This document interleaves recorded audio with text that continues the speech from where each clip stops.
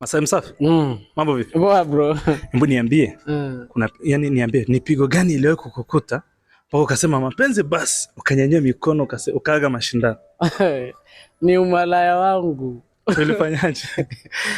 Mpenzi wangu alikuwaga aniamini, mimi namuaminisha mimi ni mzuri sana kwake, lakini ilifika time bwana akanitext kwa namba ngeni. Ukaja kwenye mfumo. Alinitongoza nikakubali. Kwa hiyo nilivyoenda nilikutana naye yeye. Ukutana shemeji? Nikakutana mwenyewe kabisa mpenzi wangu dadeki, hiyo kitu inaniumaga, yani naonaga aibu mpaka leo.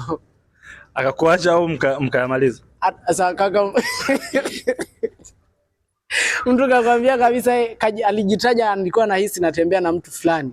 Mfano labda mtu anakwambia mimi natembea na Neseliani. Si unanielewa Nakupata. Alafu Neseliani ananiambia hivi. Ananihisi labda nilikuwaga natembea na niseme na Ndima. Ndio.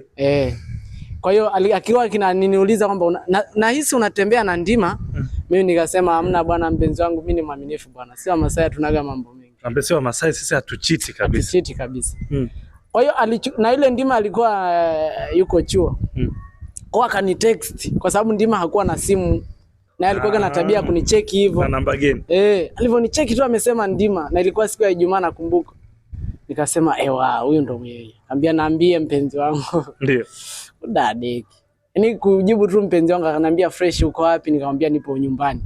Tunaweza tukaonana. Sasa chuo na pale ninapoishi sio mbali. Kama tu ujitoze. Nikamwambia nachukua boda sasa nakuja. Kachukua pikipiki. Nikaenda, siku hiyo alivaa kama wasikiti. Alikuwa amefunika uso wake yote, alafu amenipa mgongo. Akasema unamuona huyu alovaa siji buyu. Baibui. Baibui. Haina haja ya kuuliza, wewe fikia kumhagi tu ndio mimi. Si nimeenda nikamkumbatia mpenzi wangu wa kweli. Kikakukuta. Dadeki aliniambia ndo Ndima mimi. Nikamwambia hamna, wewe si Neseliani. Nikamwambia haya. Sasa kuanzia leo nenda tu tembea na huyo Ndima wako. Hiyo kitu inaniumaga mpaka leo. Na pole sana ndugu yangu. Na noma familia.